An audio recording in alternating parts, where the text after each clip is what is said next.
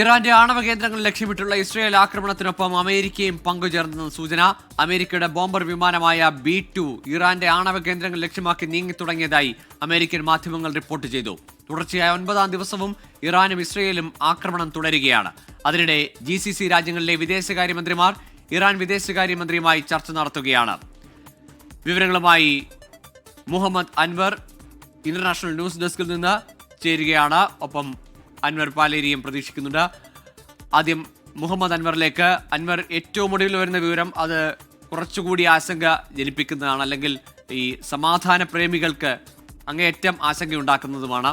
America കൂടി നേരിട്ട് ഈ യുദ്ധത്തിന്റെ ഭാഗമാകുന്നു എന്ന തരത്തിലുള്ള വിവരങ്ങൾ അമേരിക്കൻ മാധ്യമങ്ങളാണ് പുറത്തുവിടുന്നത്.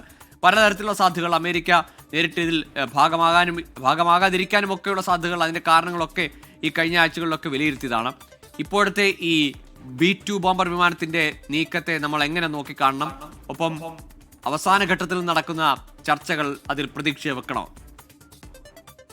ഗൂഗിൾ, അമേരിക്ക യുദ്ധത്തിൽ പങ്കെടുക്കുമോ എന്ന ചോദ്യത്തിന് 2 ആഴ്ച കൊണ്ട് ഉത്തരം പറയാമെന്ന് അമേരിക്കൻ പ്രസിഡന്റ് ഡൊണാൾഡ് ട്രംപ് വ്യക്തമാക്കിയതാണ്. നേരത്തെ അത് കഴിഞ്ഞ് 2 ദിവസമേ ആയുള്ളൂ.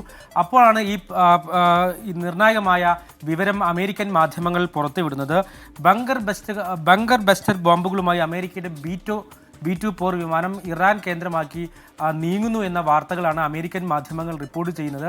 ഈ അമേരിക്കയുടെ പക്കൽ മാത്രമുള്ള ഒരു ബോംബർ വിമാനമാണ്. അതായത് ഇറാന്റെ ആണവ കേന്ദ്രങ്ങളെ, ഭൂമിക്ക് അടിയിലുള്ള ആണവ കേന്ദ്രങ്ങളെ 90 മുതൽ 100 മീറ്റർ വരെ ഭൂമിക്ക് അടിയിൽ ചെന്ന് ആക്രമിക്കാൻ ശേഷിയുള്ള വിമാനങ്ങളാണ് ഇവ ആ ഇറാൻ കേന്ദ്രമാക്കി ആണവ കേന്ദ്രങ്ങളെ ലക്ഷ്യമാക്കി നീങ്ങി തുടങ്ങുന്നു എന്ന വാർത്ത അമേരിക്കൻ മാധ്യമങ്ങൾ പുറത്തുവിടുന്നു.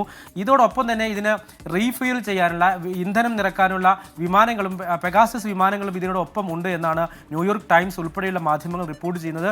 ഈ കാര്യം നമ്മൾ ശ്രദ്ധിക്കേണ്ട പ്രധാനപ്പെട്ട കാര്യം, അമേരിക്കൻ പ്രസിഡന്റ് ഡൊണാൾഡ് ട്രംപ് ഇന്ന് അമേരിക്കൻ നിർണായക സുരക്ഷാ കൗൺസിൽ യോഗത്തിന് പങ്കെടുക്കാനിരിക്കെ ഉടൻ തന്നെ അദ്ദേഹം ആ യോഗത്തിൽ പങ്കെടുക്കും. എത്തരത്തിലാണ് അമേരിക്കയുടെ തയ്യാറെടുപ്പുകൾ നടത്തിയിട്ടുള്ളത് എന്ന് അമേരിക്കൻ സുരക്ഷാ ഏജൻസികളുടെ തലവന്മാർ അദ്ദേഹത്തെ ബ്രീഫ് ചെയ്യുന്ന ഒരു പ്രധാനപ്പെട്ട യോഗമാണത്. ആ യോഗത്തിന് തൊട്ട് മുന്നോടിയായി ബങ്കർ ബസ്റ്റർ ബോംബുകളുടെ വിമാനം ഇറാനിലേക്ക് അയക്കുന്നെന്ന റിപ്പോർട്ടുകൾ വരുന്നു. ഇത് ഡൊണാൾഡ് ട്രംപിനെ അറിയുന്ന വിദേശ നിരീക്ഷകരടക്കം പങ്കുവെക്കുന്ന കാര്യം.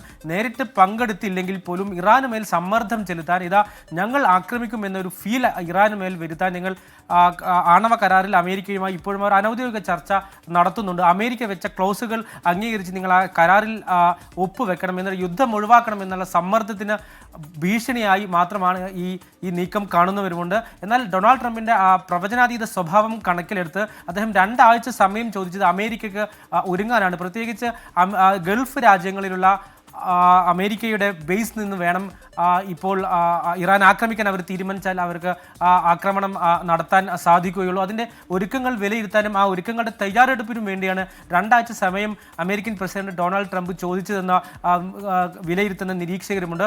നേരത്തെ തന്നെ ഇപ്പോൾ ഈ പുറപ്പെട്ട വിമാനം, B-2 ബോംബർ വിമാനം ജപ്പാനിലേക്കാണ് പോകുന്നത്. ജപ്പാൻ അവിടെ അമേരിക്കയുടെ ഐലൻഡ് ഉണ്ടാകും, അങ്ങോട്ടാണ് പോകുന്നതെന്ന തരത്തിലുള്ള റിപ്പോർട്ടുകളും പുറത്തു വരുന്നുണ്ട്. അതായത് ഇറാനെ സമ്മർദ്ദത്തിലാക്കുക, ഒപ്പം ഇസ്രായേലിനൊപ്പം ഞങ്ങളുണ്ടെന്ന സന്ദേശം, ഒരു ഭീഷണിയുടെ സ്വരമാണ് അമേരിക്ക ഈ നിലവിലെ സാഹചര്യത്തിൽ എടുത്തിട്ടുള്ളത്. പക്ഷേ അങ്ങനെ ഒരു സാഹചര്യം ഉണ്ടായാൽ, അമേരിക്ക നേരിട്ട് യുദ്ധത്തിലേക്ക് ഇറങ്ങുന്ന സാഹചര്യം ഉണ്ടായാൽ ഗൾഫ് രാജ്യങ്ങളുടെ അടക്കം അതിനുണ്ടാക്കുന്ന ഇമ്പാക്ട്, പ്രത്യാഘാതം ഗുരുതരമായിരിക്കും. റഷ്യയും തുർക്കിയും ചൈനയും അടക്കമുള്ള രാജ്യങ്ങൾ ഇറാനൊപ്പം നിൽക്കുന്നുണ്ട്. ഇന്നലെ ചേർന്ന രക്ഷാസമിതി യോഗത്തിലും എന്ത് ആണവായുധമാണ് ഇറാൻ വികസിപ്പിക്കുന്നതെന്ന് അന്താരാഷ്ട്ര ആണവോർജ്ജ ഏജൻസി ലോകത്തെ ബോധിപ്പിക്കണം, ലോകത്തോട് പറയണമെന്ന് റഷ്യ നിലപാടെടുത്തതാണ്. തുർക്കി ആകട്ടെ ഒരു പടി കൂടി കടന്ന് ഇസ്രായേലിന്റെ ഏകപക്ഷീയമായ ആക്രമണം അംഗീകരിക്കണമെങ്കിൽ വലിയ വില കൊടുക്കേണ്ടി വരുമെന്ന മുന്നറിയിപ്പ് തുർക്കിയും നൽകിയിട്ടുണ്ട്. അതായത് അമേരിക്ക യുദ്ധത്തിൽ നേരിട്ട് ഇടപെട്ടാൽ അതുണ്ടാക്കുന്ന പ്രത്യാഘാതം ചില്ലറയായിരിക്കില്ല ഗോകുൽ. പക്ഷേ ഈ ഡൊണാൾഡ് ട്രംപിന്റെ പ്രവചനാതീത സ്വഭാവം ആർക്കും അത് മനസ്സിലാകുന്നില്ല, എത്തരത്തിലുള്ള നീക്കമാണ് അദ്ദേഹം നടത്തുന്നത്. എന്തായാലും ഇപ്പോൾ ഒരു കാര്യം വ്യക്തമാണ്, അമേരിക്കൻ മാധ്യമങ്ങൾ റിപ്പോർട്ട് ചെയ്യുന്നത് ശരിയാണെങ്കിൽ അമേരിക്കൻ B-2 വിമാനങ്ങൾ ഇറാനെ ലക്ഷ്യമാക്കി, അല്ലെങ്കിൽ ആണവ കേന്ദ്രങ്ങൾ ലക്ഷ്യമാക്കി നീക്കം തുടങ്ങിയിട്ടുണ്ട് ഗോകുൽ. തീർച്ചയായും. ഏതായാലും ഇപ്പോഴത്തെ ഈ അമേരിക്കയുടെ നീക്കം, അമേരിക്ക ഇസ്രായേലിന്റെ പക്ഷം ചേർന്നാൽ മറുവശത്ത് തുർക്കിയും റഷ്യയും ഒക്കെ ചേർന്ന് മറ്റൊരു ചേരി കൂടി രൂപപ്പെട്ടാൽ ആ സംഘർഷം, അല്ലെങ്കിൽ ആ യുദ്ധം, അത് വിനാശകരമാകുമെന്ന് ഉറപ്പാണ്. അത് ഒഴിവാക്കാനുള്ള ശ്രമങ്ങൾ പല ഭാഗത്തും ചർച്ചകളായി പുരോഗമിക്കുന്നുണ്ട്.